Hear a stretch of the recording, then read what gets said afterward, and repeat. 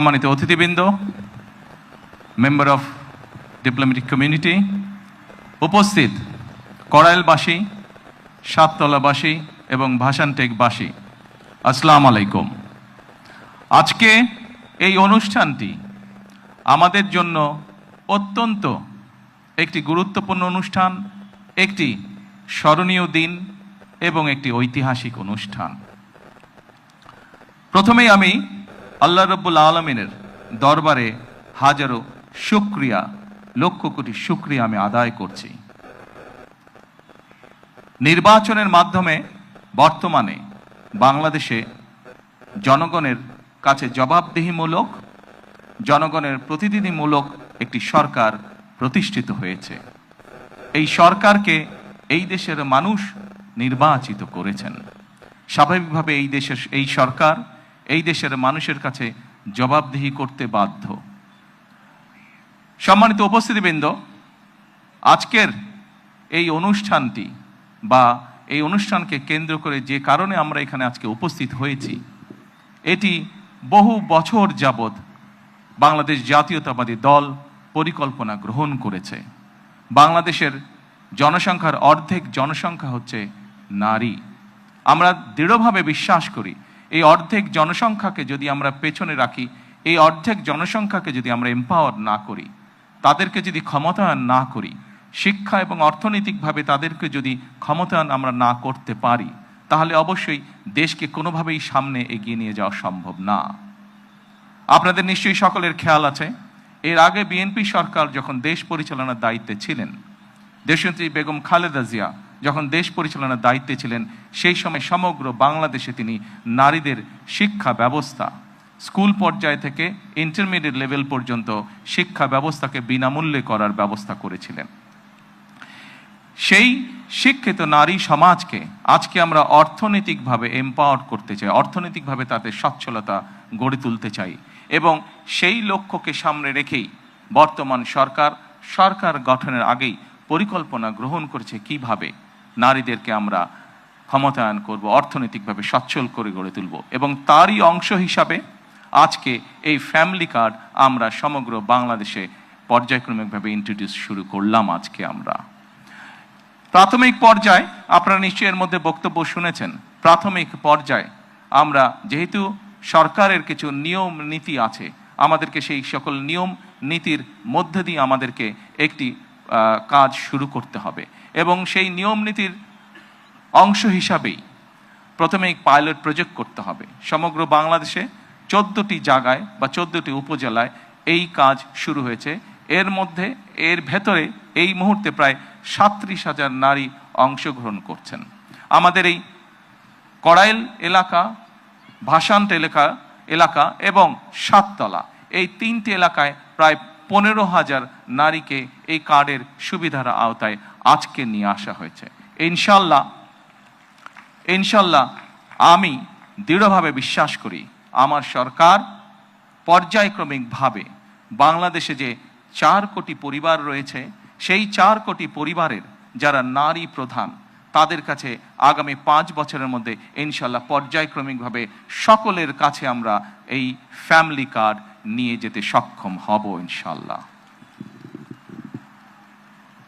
সম্মানিত সকল উপস্থিতিবৃন্দ, আমি আমার বক্তব্যের প্রথমেই বলেছি যে আমরা একটি দায়িত্বশীল সরকারের ভূমিকা পালন করতে চাই, যেই সরকার জনগণের জন্য কাজ করবে, যেই সরকার কাজ করবে দেশের জন্য। আমরা জনগণের কাছে জবাবদিহি থাকতে চাই, এবং তারই একটি অংশ হিসাবে আমাদের দল, বাংলাদেশ জাতীয়তাবাদী দল, নির্বাচনের পূর্বে আমরা বাংলাদেশের মানুষের কাছে প্রতিশ্রুতি দিয়েছিলাম, বাংলাদেশের নারী সমাজের কাছে প্রতিশ্রুতি দিয়েছিলাম যে বিএনপি সরকার গঠন করতে সক্ষম হলে আমরা এই ফ্যামিলি কার্ডের কাজ শুরু করব। আপনারা নিশ্চয়ই খেয়াল করেছেন, আমরা আল্লাহর রহমতে বাংলাদেশের মানুষের সমর্থন নিয়ে বিগত নির্বাচনে সরকার গঠন করার 1 মাসেরও কম সময়ের মধ্যে আমরা আমাদের এই প্রতিশ্রুতি, জনগণের কাছে দেওয়া প্রতিশ্রুতির কাজ আমরা শুরু করেছি। এবং শুধু এই প্রতিশ্রুতি নয়, আমরা আরও কিছু প্রতিশ্রুতি করেছিলাম। তার মধ্যে যেগুলো আমাদের প্রায়োরিটি প্রজেক্ট ছিল, তার মধ্যে আরেকটি আছে কৃষক কার্ড। সেই কৃষক কার্ডের কাজও আমরা শুরু করেছি ইনশাআল্লাহ। ঠিক আজকের এই অনুষ্ঠানে আমরা যেভাবে 37,000 মানুষের কাছে, 37,000 নারীর কাছে আমরা ফ্যামিলি কার্ড তুলে দিতে সক্ষম হয়েছি, ঠিক একইভাবে আগামী মাসের মধ্যে আমরা, আগামী মাসের ভেতরে আমরা কৃষক ভাইদের কাছেও, বহু কৃষক ভাইদের কাছে আমরা কৃষক কার্ড তুলে দিতে সক্ষম হব ইনশাআল্লাহ। সম্মানিত উপস্থিতিবৃন্দ, আপনারা নিশ্চয়ই খেয়াল করেছেন আমরা দেশের মানুষের কাছে আমরা প্রতিশ্রুতি দিয়েছিলাম, বিশেষ করে আমরা বাংলাদেশের কৃষক ভাইদের কাছে আমরা প্রতিশ্রুতি দিয়েছিলাম যে বিএনপি সরকার গঠন করতে সক্ষম হলে যাদের কৃষি ঋণ 10,000 টাকা পর্যন্ত আছে, কৃষি ঋণ সুদ সহ, সেই কৃষি ঋণ বিএনপি সরকার গঠনে সক্ষম হলে সেই কৃষি ঋণ আমরা মৌকুফ করব। আল্লাহর রহমতে আমরা গত সপ্তাহে সেই 10,000 টাকা পর্যন্ত কৃষি ঋণ মৌকুফ সরকারের পক্ষ থেকে করে দেওয়া হচ্ছে সুদ সহ।